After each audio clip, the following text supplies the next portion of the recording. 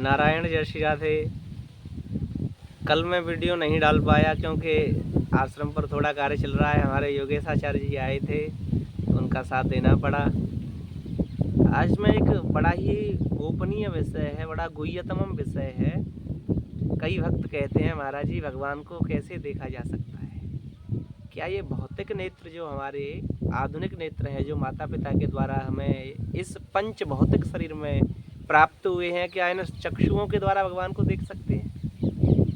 तो देखिए, भगवान गीता के 11वें अध्याय में कहते हैं, सुदुर्दर्शम इदं रूपम दृष्टवानासि यन्मम देवा अप्यस्य रूपस्य नित्यम दर्शन कांक्षण। कहते हैं अर्जुन, तू बड़ा बलवान है, राजा का पुत्र है और सभी वस्तुओं के सार को जानने वाला है, क्योंकि अर्थशास्त्र, नीति शास्त्र और वेदांत को भी तूने पढ़ रखा है। क्योंकि जो राजाओं की पद्धति होती है शिक्षा की, वो बड़ी ही एडवांस होती है, आधुनिक होती है। उसमें सारे शास्त्रों का ज्ञान बताया जाता है। लेकिन फिर भी सुदूरदर्शमिदं रूप, मेरा ये जो दर्शन है ना, कौन सा दर्शन? बोले विश्वरूप विराट पुरुष का दर्शन, या मेरे इस दिव्य लीला विग्रह शरीर को देखना। परमात्मा का शरीर हमारे और आपकी तरह साधारण नहीं होता, उनका शरीर दिव्य होता है। तो कहते हैं सुदूरदर्श, ये रूप सुमाने अत्यंत ही दुर्लभ है इसको देखना। कैसे देखना? बोले इन नेत्रों के द्वारा, ये जो चक्षु है ना हमारे सांसारिक चक्षु, इनके द्वारा देखना परम। क्योंकि देवा अप्यस्य रूपस्य नित्यम दर्शन कांक्षण। तेरी तो बात क्या है, इंद्र, देवराज इंद्र, यमराज, धर्मराज जो है, अर्यमा, लोकपाल, मरुदगण, विश्वदेव, विद्याधर, चारण, गंधर्व, जितने भी ये योनियाँ हैं, जो दिव्य योनियाँ हैं, वो भी मेरे इस स्वरूप को नहीं देख पाती। तो फिर सभी भक्त यही पूछते हैं हमसे भी कि महाराज जी, तो परमात्मा को देखें कैसे? कैसे उनको देखना? उनके स्वरूप का साक्षात्कार होना कैसे शक्य है?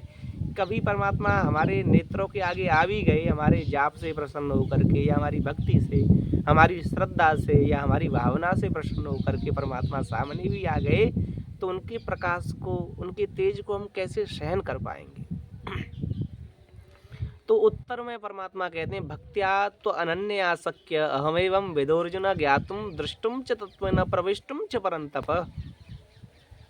भगवान को देखा जाना एक ही प्रकार से सुलभ है। बोले अनन्य भक्ति के द्वारा, भगवान अनन्य भक्ति के द्वारा दिखाई देते हैं। अच्छा, इसमें उदाहरण क्या है?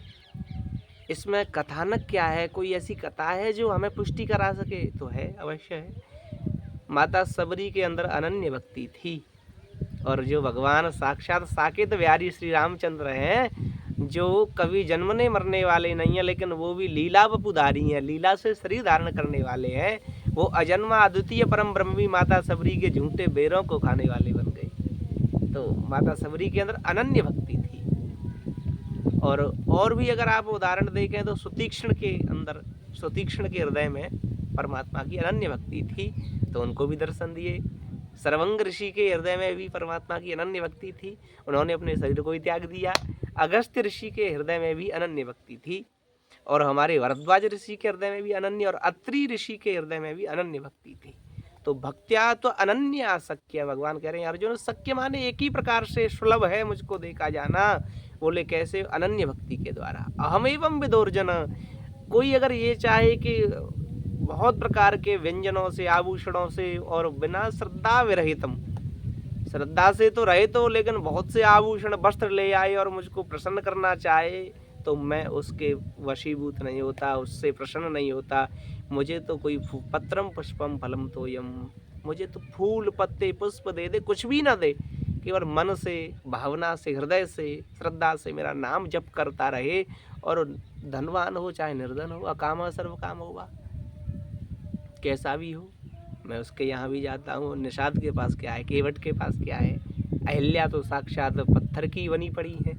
तो यहाँ पर ये वास्तविक रूप से सत्य है कि परमात्मा किसी के व्यंजनों से, धन से, या जाति से, वर्ग से कभी प्रसन्न नहीं होते हैं। भगवान कह रहे हैं, ज्ञातुम दृष्टुम च तत्त्वेन प्रविष्टुम च परंतप। उसमें भी कुछ शर्तें हैं, भक्ति भी अनन्य होनी चाहिए, और उसमें कुछ शर्तें हैं। बोले ज्ञातुम, मुझको भली प्रकार से जानने वाला हो। ज्ञानी ज्ञानी ते मोह प्रिय विज्ञानी, रामायण में जैसे कहते हैं ना, ज्ञानी से भी प्रिय विज्ञानी है, क्योंकि वो मुझे जान करके मुझको सजोए रखता है हृदय में, भूलता नहीं है, विस्मृत नहीं करता है। ज्ञातुम दृष्टुम च तत्वेन, और वह तत्व से मुझको देख लेता है। मेरे अंदर के जो स्वरूप है, मेरा जो परम गोपनीय जो दिव्य ये बपू है, मेरा ये शरीर भी नहीं कहेंगे उसको, उसको तो परमात्मा का एक दिव्य अनुभव ही कहेंगे, दिव्य औरा ही कहेंगे। तो उस दिव्य तेज को देख करके वह ज्ञातुम दृष्टुम च तत्वेन, देख करके उस तत्व को जान लेता है कि कृष्णात् परम किमपि तत्व अहम न जाने। जैसे श्री वंशीधर प्रभुपाद जी कहते हैं कि भगवान कृष्ण के अलावा मैं किसी को नहीं जानता, ऐसे ही वो मेरे इस विराट स्वरूप को देख करके फिर कहता है कि अब मुझे नहीं, मुझे कुछ जानना नहीं है, कुछ जानना नहीं है, मुझे जो जानना था वो मैंने देख लिया। वो शांत हो जाता है, परम आप्त काम हो जाता है। प्रवेष्टुम च परंतप, और हे अर्जुन मैं उसी के अंदर प्रवेश कर जाता हूँ, उसके हृदय में, और सदैव उसके हृदय में अवगाहन करने लगता हूँ, नित्य करता रहता हूँ। और दिव्य आनंद में रहते रहते वह इस मानव शरीर को जैसे किसी पीपल के वृक्ष से वसंत ऋतु आने पर वो जैसे निर्जन पत्ते गिर जाते हैं वायु के वेग से, ऐसे ही वह अपने शरीर को सुमन माल जिमें कंठते गिरत न जान खगेश, जैसे हाथी के कंठ से माला गिरते ही वो उसको पता ही नहीं माला गिरी है कि नहीं, ऐसे ही वह भक्त अपने शरीर को ऐसे ही त्याग देता है, उसे कोई कष्ट भी नहीं होता। अरे भक्त को कष्ट कैसा, ये भगवान का भक्त है, उसे कैसा कष्ट, उसे कैसा दुख, भक्त को तो कभी दुख का लेस मात्र भी उसे पता ही नहीं दुख होता क्या है, और जिसे दुख का अनुभव हो रहा है वो भक्ति नहीं है। इसको आप ध्यान रखें। ये भगवान का भक्त है जिसने कह दिया है प्रभु तुम्हें निवेदित भोजन करहीं, प्रभु प्रसाद पटभूषण धरहीं, जिसने सब कुछ समर्पण अपने मालिक के, अपने परमात्मा के ही समर्पित कर दिया, तो उसको कैसा कष्ट, जब कोई जिम्मेदारी नहीं है तो कष्ट कैसा। अरे हमारा मालिक करेगा, उसके पास ही जिम्मेदारी है सारी, कृष्ण के पास, राम के पास, या जो भी हमारे इष्ट हैं। तो प्रश्न था कई भक्तों का कि महाराज जी परमात्मा अगर कहीं भूल चूक से ही, वैसे तो बड़े पातकी हैं, भक्त सदैव यही कहता है कि मैं बड़ा पतित हूँ, मैं अधम हूँ, और अगर कहीं भूल से ही या कि हमारी भक्ति से रीझ करके भगवान सामने आ गए तो कैसे देखेंगे। तो देखिए भक्ति अगर आपके अंदर दृढ़ है, श्रद्धा बलिष्ठ है, भावनाएं अच्छी हैं, साधुओं का सत्कार करते हैं, माता पिता बुजुर्गों की पितरों पर जल चढ़ाते हैं, और सभी देवालय हमारे पड़ते हैं, हनुमान जी की मूर्ति आपने देखी होगी जगह जगह, भारतवर्ष में हनुमान जी की मूर्ति बहुत है, भगवान शंकर के और हनुमान जी की देवालय हर एक जगह आपको प्रत्येक स्थान पर मिल जाएंगे।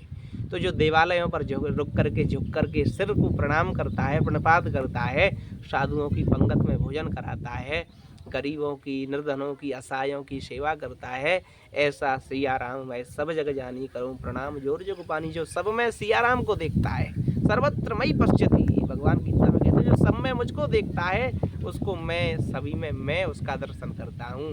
भजन्ते माम दृढ़ता, जो भक्त जिस भावना से मुझे जिस तीव्र गति से बचता है मैं उससे भी अधिक उसको स्मरण करता हूँ। तो भगवान को अगर आपको देखना है, उनका अनुभव करना है, तो फिर अनन्य भक्ति अपने हृदय में लाइए। यानी अनन्य माने न अन्य इति अनन्य, दूसरे किसी को आशा मत रखिए, आशा एक राम से दूजी आशा छोड़िए, किसी दूसरे की आशा मत रखिए। वही एक परमात्मा हमारा जैसे होगा वैसे योगक्षेम करेगा। बस इसी भावना के साथ सभी में परमात्मा का दर्शन करें, अपने आप ही प्रभु का दर्शन आपको हो जाएगा। जय श्रीमन नारायण, जय श्री राम।